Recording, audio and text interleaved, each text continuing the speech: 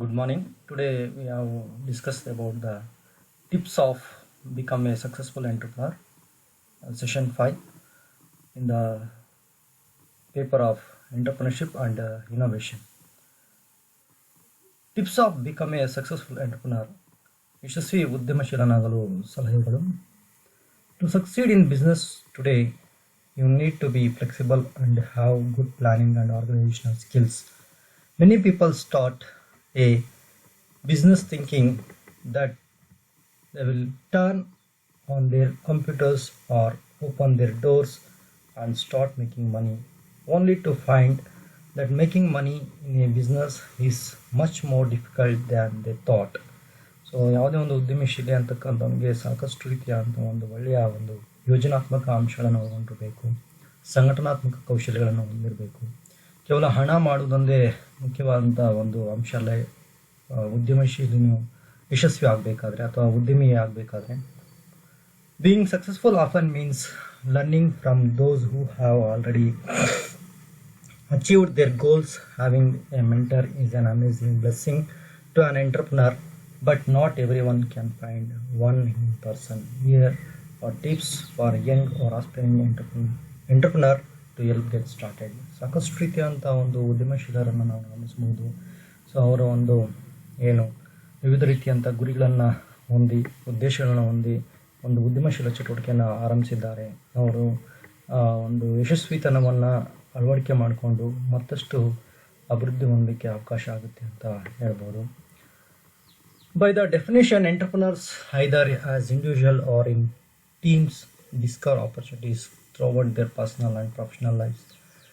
They form hypotheses about ways they can deliver value to customer and perform structured tests to validate their ideas. This often involves recruiting teammates and investing funds to determine how they will deliver a product or service at an acceptable cost.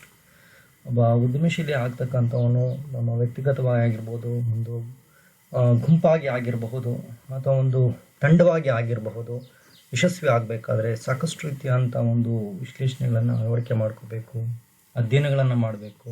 So ಒಂದು ಸಂರಚನೆಯನ್ನು ರಚನೆ ಮಾಡಿಕೊಂಡು ಅದರ ಮೂಲಕ ತಮ್ಮಲ್ಲಿರ್ತಕ್ಕಂಥ ಆಲೋಚನೆಗಳನ್ನು ಜಾರಿಗೆ ತರಬೇಕು. ಉದ್ಯಮ ಚಟುವಟಿಕೆಯಲ್ಲಿ ವಿವಿಧ ರೀತಿಯಂಥ ಒಂದು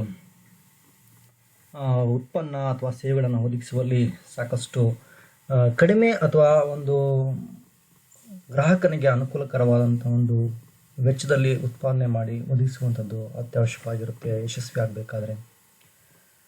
Great entrepreneurs come from all walks of life. In entrepreneurship essential, it is not that there is no single personality profile, and it's important to pay attention to the entrepreneurial team rather than focus on the individual. There is no single personality profile that describes every successful entrepreneur. However, certain characteristics are particularly important when it comes to start and leading a venture. ಒಂದು ಸಂಸ್ಥೆಯನ್ನು ಆರಂಭಿಸಿ ಅದನ್ನು ಬೆಳೆಸುವಂಥ ಒಂದು ಹಿನ್ನೆಲೆಯಲ್ಲಿ ಒಬ್ಬ ವ್ಯಕ್ತಿಯದ್ದೇ ಸಾಕಷ್ಟು ಪ್ರಭಾವ ಇರುತ್ತೆ ಅಂತ ಭಾವಿಸ್ಲಿಕ್ಕೆ ಸಾಧ್ಯ ಇಲ್ಲ. ಅಲ್ಲಿ ಸಾಕಷ್ಟು ತಂಡದ ಕೆಲಸವನ್ನು ಮಾಡಿರ್ತಾರೆ ಅಂತ ನಾವು ಭಾವಿಸ್ಬೋದು. ಒಂದು ಉದ್ಯಮ ಬೆಳಿಬೇಕಾದ್ರೆ ಹಲವಾರು ರೀತಿಯಂಥ ಒಂದು ವ್ಯಕ್ತಿಗಳು ಪಾಲ್ಗೊಳ್ತಾರೆ. ಸೊ ಒಂದು ಉದ್ಯಮ ಚಟುವಟಿಕೆಯಲ್ಲಿರ್ತಕ್ಕಂಥ ವಿವಿಧ ರೀತಿಯಂಥ ಯಶಸ್ವಿ ಆಗಿರ್ತಕ್ಕಂಥ, ಈಗಾಗಲೇ ಅಸ್ತಿತ್ವದಲ್ಲಿರ್ತಕ್ಕಂಥ ಅಥವಾ ಹಲವಾರು ಅನುಭವವನ್ನು ಹೊಂದಿರತಕ್ಕಂಥ ಉದ್ಯಮಶೀಲರು ಸಹ ಇದರಲ್ಲಿ ಪಾಲ್ಗೊಂಡಿರ್ತಾರೆ ಅಂತ ಹೇಳ್ಬೋದು. ಒಂದು ತಂಡ ರೀತಿಯ ಒಂದು ಬೆಳವಣಿಗೆ ಅಂತ ಹೇಳ್ಬೋದು, ಒಂದು ಉದ್ಯಮಶೀಲದ ಒಂದು ಬೆಳವಣಿಗೆ ಅಂತಕ್ಕಂಥದ್ದು. ಹಾಗೆ ಸುಲಭ ಕಾರ್ಯ ಅಲ್ಲ ಈ ಒಂದು ಉದ್ಯಮಶೀಲವನ್ನು ಯಶಸ್ವಿಗೊಳಿಸ್ತಕ್ಕಂಥದ್ರಲ್ಲಿ ಅಂತ ಹೇಳ್ಬೋದು. ಹಾಗಾದರೆ ಯಾವೆಲ್ಲ ರೀತಿಯಂಥ ಒಂದು ಅಂಶಗಳನ್ನು ಒಳಗೊಂಡಿದ್ದರೆ ಒಬ್ಬ ಯಶಸ್ವಿ ಉದ್ಯಮನಾಗಬಹುದು ಅನ್ನೋದಕ್ಕೆ ಹಲವಾರು ಅಂಶಗಳನ್ನು ನಾವು ಪ್ರಸ್ತುತಪಡಿಸಬಹುದು ಈ ಒಂದು ಸೆಷನ್ನಲ್ಲಿ. ಅದರಲ್ಲಿ ಒಂದನೇದು curiosity, ಕುತೂಹಲತೆ. Successful entrepreneurs have a sense of curiosity that allows them to continuously seek new opportunities rather than settling for that they thinking they know. Curious entrepreneurs ask challenging questions and explore different avenues. In entrepreneurship essentials, entrepreneurship is described as a process of discover. Without the drive to continuously ask questions and challenges the status quo, valuable discoveries can easily be overlooked. ಇಲ್ಲಿ ಪ್ರತಿಯೊಂದು ಅಂಶದ ಬಗ್ಗೆನೂ ಸಹ ಒಬ್ಬ ಉದ್ಯಮಶೀಲನಾಗಬೇಕಾದ್ರೆ ಅವನಿಗೆ ತನ್ನದೇ ಆದಂಥ ಕುತೂಹಲತೆ ಇರಬೇಕು. ಹೊಸದನ್ನೇನೋ ಸಂರಚನೆ ಮಾಡ್ಕೊಳ್ಳೋದಕ್ಕೆ ಅವಕಾಶಗಳಿರಬೇಕು. ಅಲ್ಲೇನಿದೆ ಹೊಸದು, ಒಂದು ವ್ಯಾವಹಾರಿಕ ಚಟುವಟಿಕೆ ಆಗಿರ್ಬೋದು, ಮಾರುಕಟ್ಟೆ ಆಗಿರ್ಬೋದು, ಪ್ರಚಾರ ಆಗಿರ್ಬೋದು, ಅಥವಾ ಉತ್ಪನ್ನದ ಮಾದರಿ ಆಗಿರ್ಬೋದು, ಅಥವಾ ಅದರಲ್ಲಿ ದಕ್ಷತೆ ಆಗಿರ್ಬೋದು, ಗುಣಮಟ್ಟ ಆಗಿರ್ಬೋದು, ವೈವಿಧ್ಯತೆ ಆಗಿರ್ಬೋದು. ಸೊ ಎಲ್ಲ ಹಿನ್ನೆಲೆಗಳಲ್ಲೂ ಸಹ ಒಂದು ಹೊಸದನ್ನು ಅವನು ಆವಿಷ್ಕರಿಸುವಂಥ ಒಂದು ಮಟ್ಟದಲ್ಲಿ ಅಥವಾ ಒಂದು ಹುಡುಕುವ ಮಟ್ಟದಲ್ಲಿ ಅವನು ಯಾವಾಗಲೂ ಸಹ ಕುತೂಹಲತೆ ಇರಬೇಕು. ಆಗ ಸಾಕಷ್ಟು ಯಶಸ್ವಿ ಆಗಲಿಕ್ಕೆ ಸಾಧ್ಯ ಆಗುತ್ತೆ. ಹಾಗಾಗಿ ಕುತೂಹಲತೆ ಅನ್ನೋದು ತುಂಬ ಮುಖ್ಯವಾದಂಥ ಒಂದು ಅಂಶ ಅಂತ ಹೇಳ್ಬೋದು ಯಶಸ್ವಿ ಆಗಬೇಕಾದ್ರೆ. ಸ್ಟ್ರಕ್ಚರ್ಡ್ ಎಕ್ಸ್ಪೆರಿಮೆಂಟೇಷನ್, ಸಂರಚನೆಯ ಪ್ರಯೋಗಗಳು. Along with curiosity comes the need for structured experimentation. With each new opportunity that arises, an entrepreneur must run tests to determine if it is worthwhile to pursue. For example, if you have an idea for a new product or service that fulfill and understand demand, you will have to ensure customers are willing to pay for it. To do so, you will need to conduct thorough market research and run meaningful tests to validate your ideas and determine whether it has potential. ನಿಮ್ಮಲ್ಲಿರ್ತಕ್ಕಂಥ ಯಾವುದೇ ಒಂದು ವಿಧಾನ, ತಾಂತ್ರಿಕ ವಿಧಾನ, ಮಾರುಕಟ್ಟೆ ವಿಧಾನ, ಉತ್ಪನ್ನ ಅಥವಾ ಸೇವೆ ಅಥವಾ ಯಾವುದಾದ್ರೂ ಒಂದು ಹೊಸ ಐಡಿಯಾ ಅಥವಾ ಒಂದು ಉದ್ಯಮಶೀಲ ಚಟುವಟಿಕೆ ಇದೆ ಅಂತ ಬಂದಾಗ ಅದರಲ್ಲಿರ್ತಕ್ಕಂಥ ಒಂದು ಸಂರಚನೆ ತುಂಬ ಮುಖ್ಯವಾದಂಥದ್ದು. ಮಾರುಕಟ್ಟೆಗೆ ಅನ್ವಯ ಆಗ್ತಾ ಇದೆಯಾ ಇಲ್ವಾ ಅನ್ನೋದನ್ನು ಆಗಿಂದಾಗೆ ಕಂಡುಕೊಳ್ಳೋದು ಅತ್ಯವಶ್ಯಕವಾಗಿರುತ್ತೆ.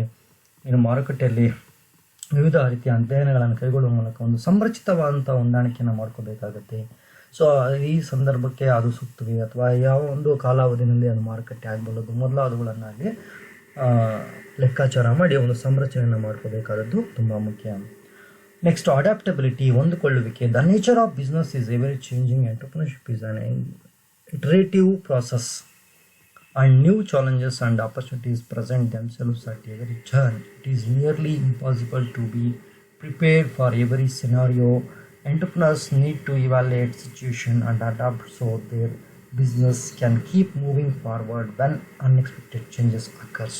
ಸೊ ಏನೇ ಆದರೂ ಬದಲಾವಣೆ ಇದಾಯಿತು ಒಂದು ವೇಳೆ ಒಂದು ವ್ಯಾವಹಾರಿಕ ಚಟುವಟಿಕೆಯಲ್ಲಿ ಅಥವಾ ಒಂದು ಉದ್ಯಮಶೀಲ ಚಟುವಟಿಕೆಯಲ್ಲಿ ಅಂದಾಗ ಸೊ ಅದನ್ನು ಹೊಂದಿಸಿಕೊಳ್ಳುವಂಥದ್ದು ಅಥವಾ ಬದಲಾವಣೆ ಏನಾಗಿದೆ ಅದಕ್ಕೆ ತಕ್ಕರಾಗಿ ಉತ್ಪಾದನಾ ಚಟುವಟಿಕೆಯಲ್ಲಿ ಅಥವಾ ಅವನ ಒಂದು ಉದ್ಯಮಶೀಲ ಚಟುವಟಿಕೆಯಲ್ಲಿ ಅಳವಡಿಸಿಕೊಳ್ಳುವಂಥ ಒಂದು ಗುಣನ ಹೊಂದಿರಬೇಕು. It is also one of the main thing to the successful entrepreneur ಅಂತ ಹೇಳ್ಬೋದು. ದೆನ್ ಡಿಸಿಸಿವ್ನೆಸ್ ಅಥವಾ ಡಿಸಿಷನ್ ಮೇಕರ್, ನಿರ್ಣಯತೆ ಅಂತ ಹೇಳಲಾಗುತ್ತೆ. To be successful, an entrepreneur has to make difficult decisions and stand by them. As a leader, they are responsible for guiding the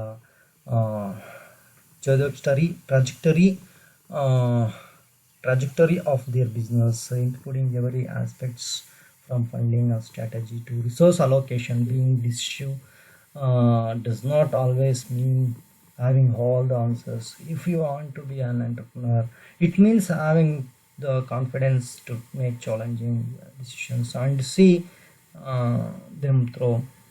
If the outcome turns out to be less than favorable, the decision to take corrective action is just as important. So ಇದು ತುಂಬ ಮುಖ್ಯ. ನಿರ್ಣಾಯಕತೆ ಅಂತಕ್ಕಂಥದ್ದು ಯಾವಾಗ ಸರಿಯಾದ ನಿರ್ಣಯಗಳನ್ನು ಕೈಗೊಳ್ಳಬೇಕು. ಯಾವಾಗಲೂ ಅಷ್ಟೇ ಉದ್ಯಮಿ ಅಂತಕ್ಕಂಥದ್ದು ಸರಿಯಾದ ಸಮಯಕ್ಕೆ ಸರಿಯಾದ ನಿರ್ಣಯನ ಕೈಗೊಳ್ಳಿಲ್ಲ ಅಂದರೆ ತುಂಬ ಕಷ್ಟಕರವಾಗುತ್ತೆ. ಪ್ರತಿ ಸಂದರ್ಭದಲ್ಲೂ ಸಹ ಒಂದು ನಿರ್ಣಯ ಇಡೀ ಉದ್ದಿಮೆಯ ಒಂದು ಲಾಭ ನಷ್ಟಗಳನ್ನು ಬದಲಾವಣೆ ಮಾಡಲಿಕ್ಕೆ ಅವಕಾಶಗಳುಂಟು. ಅವನು ಯಾವ ರೀತಿಯಂಥ ಲಾಭವಂತಾನೆ ಯಾವ ರೀತಿಯ ನಷ್ಟವಂತಕ್ಕಂಥದ್ದು ನಿರ್ಣಯಗಳನ್ನು ಕೈಗೊಳ್ಳೋದ ಮೇಲೆ ಆಗಿರುತ್ತೆ. ಹಾಗಾಗಿ ಇಲ್ಲಿ ಉದ್ಯಮಶೀಲ ಅಂತಕ್ಕಂಥವನು ಸರಿಯಾದ ನಿರ್ಣಯನ ಕೈಗೊಳ್ತಕ್ಕಂಥ ಗುಣಲಕ್ಷಣವನ್ನು ಹೊಂದಿರುತ್ತಾನೆ ಅಂತ ಹೇಳ್ಬೋದು. ಟೀಮ್ ಬಿಲ್ಡಿಂಗ್, ತಂಡ ಕಟ್ಟುವಿಕೆ. A great entrepreneur is aware of their strengths and weaknesses rather than letting shortcomings hold them back. They build well-rounded teams that complement their abilities. In many cases, it's the entrepreneurial team rather than an individual that drives a venture towards success. When starting your own business, it's critical to surround yourself with teammates who have complementary talents and contribute to a common goal. So ಇಲ್ಲಿ ತುಂಬ ಮುಖ್ಯವಾದದ್ದು ತಂಡ ಕಟ್ಟುವಿಕೆ ಅಂತ ಕಾಣೋದು. ಯಾಕೆಂದರೆ ಒಂದು ಉದ್ಯಮ ಅಂತ ಬೆಳಿಬೇಕಾದ್ರೆ ಯಾವುದೋ ಒಂದು ವ್ಯಕ್ತಿಯಿಂದನೇ ಸಂಪೂರ್ಣವಾಗಿ ಉದ್ಯಮ ಬೆಳೆಯುತ್ತೆ ಅನ್ನೋದನ್ನು ತುಂಬ ಕಷ್ಟಕರ ಆಗಿರುವಾಗ ವಿವಿಧ ರೀತಿಯ ಅಂತ ಒಂದು ಏನು ವ್ಯಕ್ತಿಗಳೇನು ಒಳಗೊಂಡಿದ್ದಾರೆ, ವ್ಯವಸ್ಥಾಪಕರಾಗಿರ್ಬೋದು, ನಿರ್ಣಯಗಾರರಾಗಿರ್ಬೋದು, ಅಥವಾ ಅಲ್ಲಿರ್ತಕ್ಕಂಥ ಸಿಬ್ಬಂದಿ ಆಗಿರ್ಬೋದು, ಅಥವಾ ಆಡಳಿತಗಾರರಾಗಿರ್ಬೋದು, ಸಮನ್ವಯಗೊಳಿಸ್ತಕ್ಕಂಥದ್ದು, ಅದರಲ್ಲಿ ಪಾಲ್ಗೊಳ್ತಕ್ಕಂಥ ಎಲ್ಲ ವ್ಯಕ್ತಿಗಳನ್ನು ಸಹ ಇಲ್ಲಿ ಒಂದು ತಂಡವಾಗಿ ಬೆಳೆಯತಕ್ಕಂಥದ್ದನ್ನು ನೋಡಬೇಕಾಗತ್ತೆ ಉದ್ಯಮ ಮಾರುಕಟ್ಟೆಯಲ್ಲಿ ತನ್ನ ಒಂದು ಅಸ್ತಿತ್ವವನ್ನು ಉಳಿಬೇಕಾದ್ರೆ. ಸೊ ಇದು ಒಂದು ಪ್ರಮುಖವಾದಂಥ ಅಂಶವಾಗಿ ನಾವು ನೋಡ್ಬೋದು.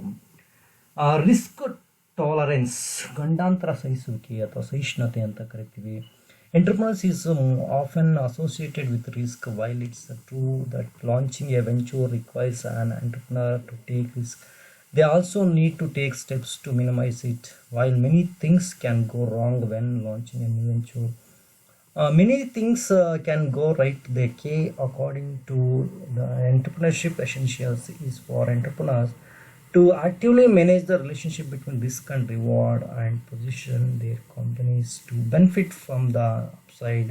Successful entrepreneurs are comfortable with encountering some level of risk to reap the rewards of their efforts. However, their risk tolerance is tightly related to their efforts to mitigate it. ಇದು ತುಂಬ ಮುಖ್ಯವಾದದ್ದು. ಉದ್ಯಮಿ ಯಶಸ್ವಿ ಆಗಿರಬೇಕು ಅಂದರೆ ರಿಸ್ಕ್ ಟಾಲರೆನ್ಸ್ನ ತಗೋಬೇಕಾಗತ್ತೆ. ಪ್ರತಿಯೊಂದು ಉದ್ಯಮಶೀಲ ಚಟುವಟಿಕೆಯಲ್ಲೂ ಸಹ ಈ ಒಂದು ರಿಸ್ಕ್ ಅನ್ನೋದು ಇದ್ದೇ ಇರುತ್ತೆ, ರಿಸ್ಕ್ ಫ್ಯಾಕ್ಟರ್ ಇದ್ದೇ ಇರುತ್ತೆ. ಅದು ಲಾಭ ಆಗ್ಬೋದು, ನಷ್ಟ ಆಗ್ಬೋದು. ಅದರಲ್ಲೂ ಸಹ ಹೊಸ ಉದ್ದಿಮೆನ ಮಾಡಬೇಕಾದ್ರೆ ಸಾಕಷ್ಟು ಅಂಶಗಳು ಇದರಲ್ಲಿ ನಾವು ನೋಡ್ತೀವಿ. ರಿಸ್ಕ್ ಅಂತಕ್ಕಂಥದ್ದು, ಗಂಡಾಂತರ ಅಂತಕ್ಕಂಥದ್ದನ್ನ ಎದುರಿಸುವಂಥ ಒಂದು ಸಾಮರ್ಥ್ಯ ಅನ್ನೋದು ನಿರ್ಮಾಣ ಆಗಬೇಕು. ಆಮೇಲೆ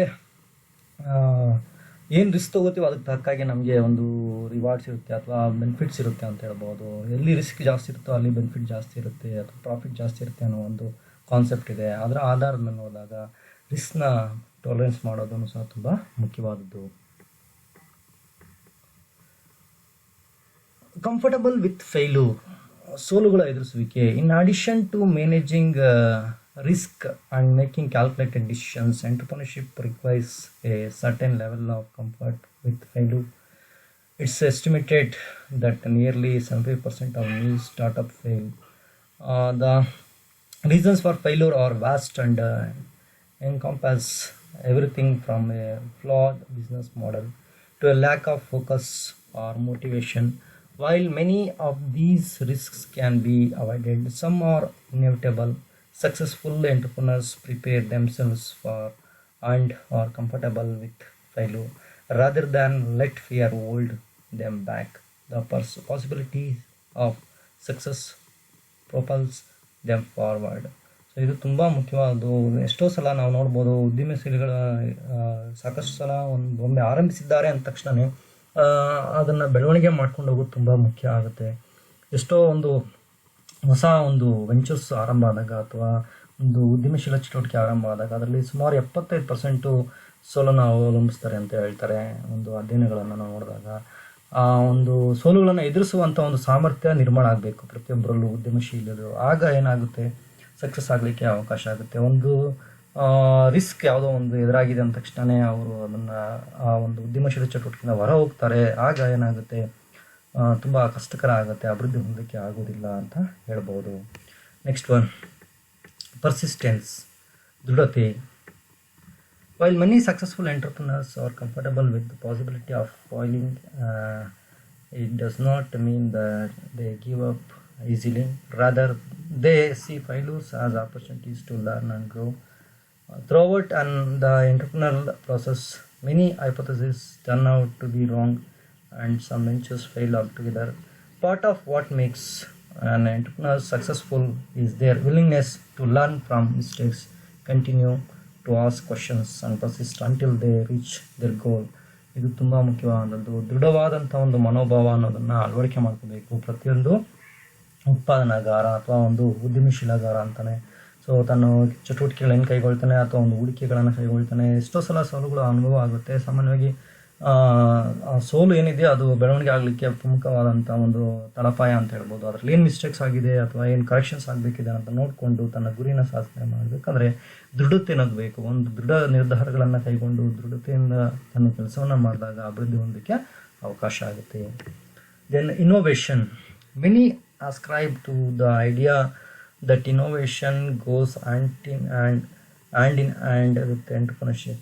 This is often true. Some of the most successful startups have taken existing products or services and drastically improved them to meet the changing needs of the market. Innovation is a characteristic some, but not all entrepreneurs possess. Fortunately, it is a type of strategic mindset that can be cultivated by developing your strategic thinking skills. You can be well equipped to spot innovative opportunities and position your achieve for success.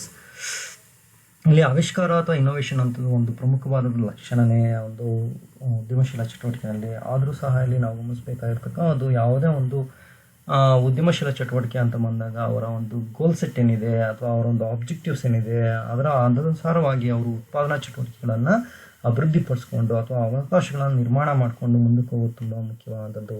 So ಇದು ಒಂದು ಪ್ರಮುಖವಾದ ಅಂಶ ಅಂತ ಹೇಳ್ಬೋದು. Then long term focus, ದೀರ್ಘಾವಧಿ ಮುನ್ನೋಟ ಅಂತ ಹೇಳಲಾಗುತ್ತೆ. Finally most people thinking entrepreneurship as the process of starting a business, while the early stages of launching a venture are critically to its success.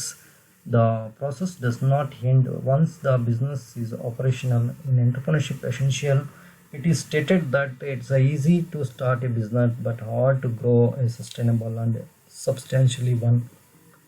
Some of the greatest opportunities in history were discovered well after a venture launched. Entrepreneurship is a long-term endeavor, and entrepreneurs must focus on the process from beginning to end to be successful in the long run.